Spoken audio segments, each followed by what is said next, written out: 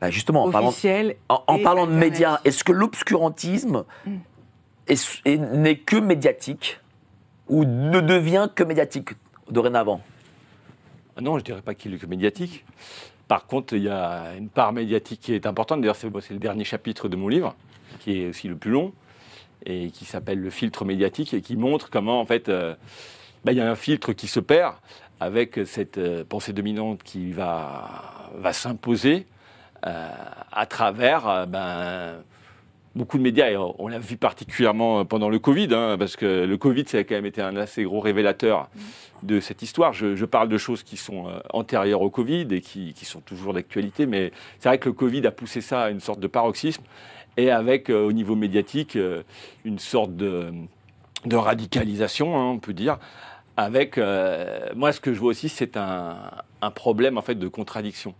Parce que ce qui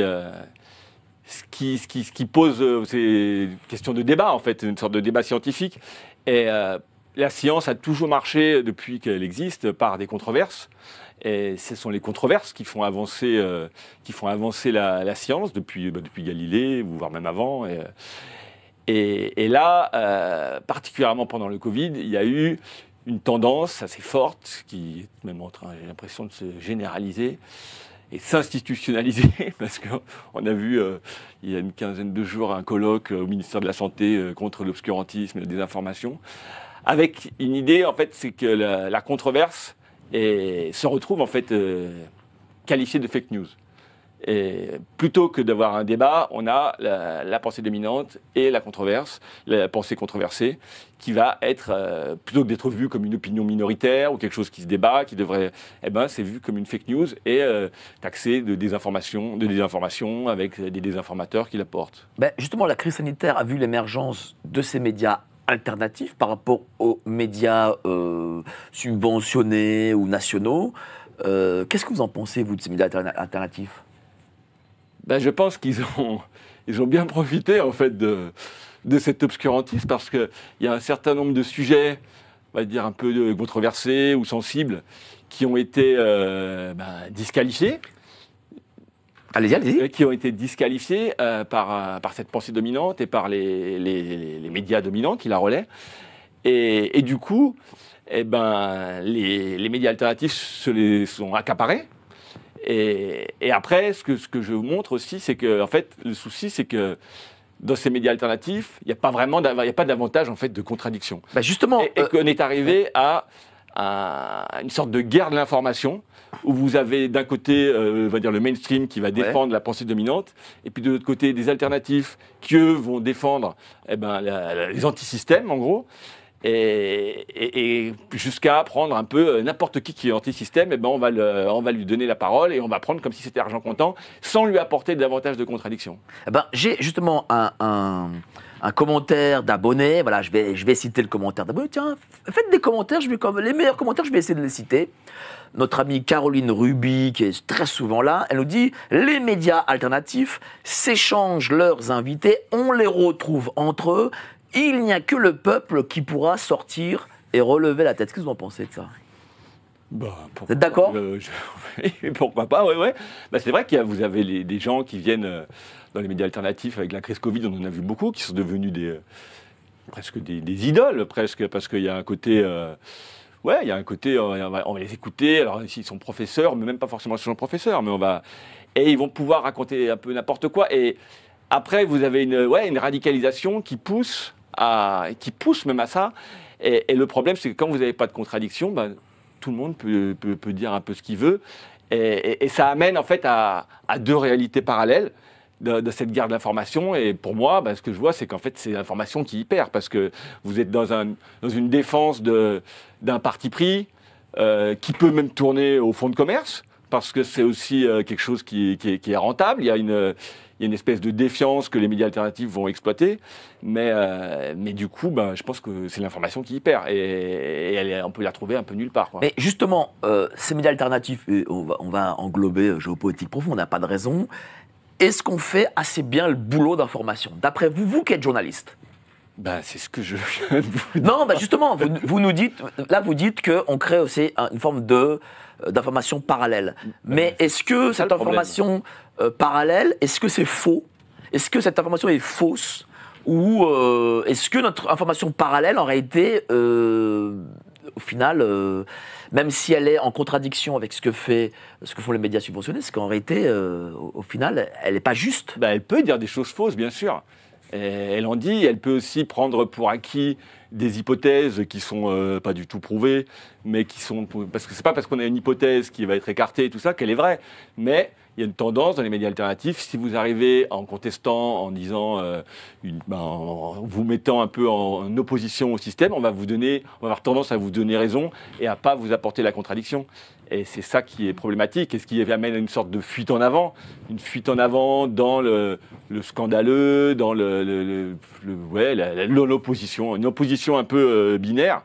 Et ça, l'information y perd, à mon avis. Hein. C'est même, et donc, du coup, ça veut dire quoi? Ça voudrait dire que les médias alternatifs, si on crée cette information parallèle, eh bien, est-ce qu'on joue par exemple le rôle du système, peut-être? Je ne sais pas si c'est...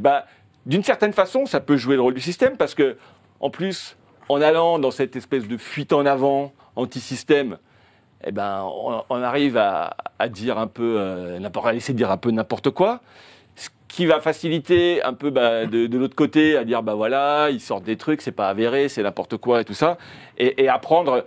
Et chacun, en fait, va prendre les informations fausses ou erronées ou partiales ou biaisées que l'autre camp va dire pour dire l'autre désinforme. Et voilà, chacun s'accuse mutuellement de désinformation. Et c'est pas très constructif, quoi, en fait. Hein. Vous avez raison, parce que j'ai fait là, cette semaine un reportage place de la Bastille auprès de Parisiens que j'ai pris vraiment au hasard. Et en effet, les gens ne s'informent pas auprès de nous, ou alors, lorsqu'ils disent ne pas vouloir s'informer auprès de nous, c'est parce qu'ils disent, voilà, ils racontent des conneries. Et en effet, si on invite, et c'est pour ça que nous, à Géopolitique Profonde, on essaie quand même d'ouvrir, et je voulais justement parler de ce biais-là, même si c'est juste la dernière partie de votre livre, mais je pense que c'est quand même important, c'est qu'on n'est pas aussi important qu'on le pense, malheureusement. Et deuxième chose, en effet, j'ai l'impression que les médias du système ont réussi à nous coller une image de désinformateur. Je ne sais pas ce que vous en pensez. Ah ça c'est sûr qu'ils vous ont collé cette image. Elle peut être plus ou moins justifiée, mais ce que je vous dis, c'est que il y a aussi cette idée de pas assez vérifier, en fait, de pas porter la contradiction. Alors, je sais qu'il y a une difficulté. Moi j'ai lancé comme je vois un peu ce paysage médiatique qui me satisfait pas, j'ai lancé une lettre d'information qui s'appelle Raison sensible, et dans laquelle, là, j'essaye cette année de faire du débat. Des débats, et c'est vrai que c'est difficile parce que vous avez pas mal de sujets où les gens ne veulent plus débattre. Et alors si c'est lui, je ne lui parlerai pas, ou des choses comme ça. Donc ça, c'est-à-dire quoi, des gens qui devraient écrire chez vous, peut-être ne veulent pas? Pas écrire, organiser un débat. Hein, organiser un débat, ils ne veulent pas. Face à face, il y a des gens qui ne veulent pas débattre avec d'autres personnes. D'accord. Et donc ça, c'est quelque chose qui est préjudiciable. Et puis merde, j'ai perdu. Est-ce que les journalistes, cher Brice, on n'est pas trop tributaire du public dans le sens où on se dit ouais, mais notre public attend ça. Attend plus ça que ça, et en fin de compte, on va aller vers une direction qu'attend essentiellement le public. Ça, je pense. Alors, j'ai eu une expérience qui était assez, à mon avis, révélatrice de ça. Je suis passé chez un média alternatif quand le livre est sorti, c'est Toxin. D'accord. Et donc, je suis passé là-dedans.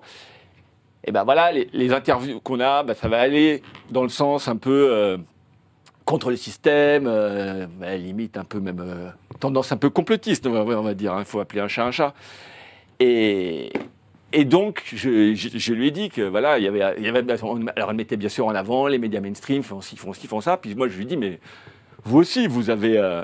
il y a un problème de contradiction chez vous, parce qu'il n'y en a pas. Et quand il y a des gens qui arrivent, ils peuvent vous dire des énormités, ça passe crème. Et je lui avais donné comme exemple Christian Perron, qui était passé chez elle la semaine précédente, et qui avait sorti à l'antenne que la variole du singe était en fait forcément un virus qui avait été disséminé volontairement pour créer une pandémie, avec sans doute Bill Gates qui était derrière, et tout ça.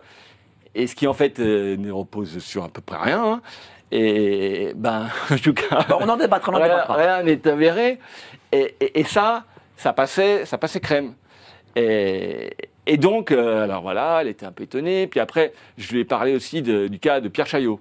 D'accord. Pierre Chaillot, qui est très suivi dans les médias alternatifs, et qui, en fait, a l'idée, il écrit qu'en fait, en gros, je ne sais pas si le virus n'existe pas, mais il dit qu'il n'y a pas de propagation virale, que la maladie Covid, en fait, elle est inventée, que c'est des grippes ou des bronchites qui ont été requalifiées en Covid et tout ça. Mais ce qu'il dit, c'est que quand même, il n'y a pas de propagation virale. Et ça, c'est du pur obscurantisme, parce que les virus existent, ils sont contagieux, ils donnent des maladies.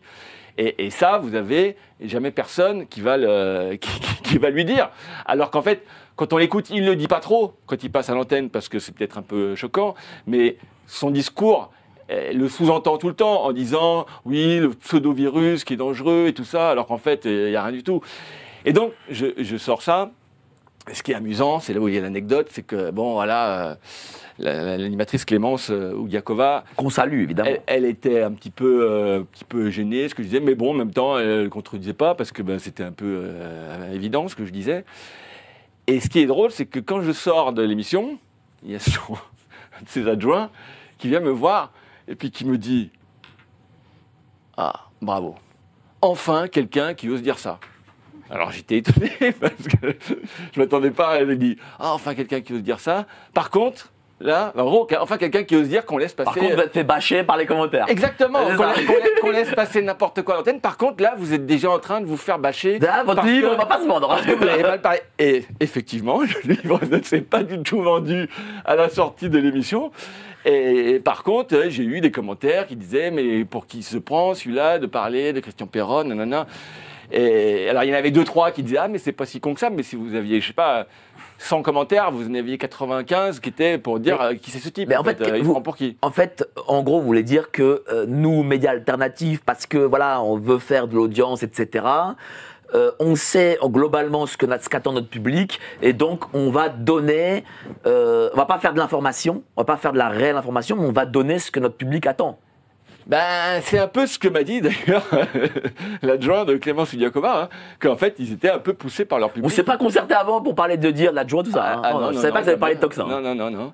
Mais c'est un peu ce qu'il m'a dit, oui, que voilà, nous en fait, on a un public à temps. Et ce qui est quand même aussi que j'avais moyennement apprécié, c'est qu'une semaine après, alors que sur le plateau c'était passé comme ça, Clémence Oudiakova fait un édito en disant que ce qu'avait dit Brice Perrier, en fait, c'était pas faux, mais c'était inexact, et qu'en fait, la preuve, parce que le gouvernement avait menti sur la transmission du virus et tout ça, ce qui n'avait strictement rien à voir avec ce que j'avais raconté. Mais il fallait quand même pas laisser, en gros, comme si elle devait répondre à son public pour dire, ouais, on a invité Brice Perrier, mais en fait, on cautionne pas ce qu'il a raconté, quoi.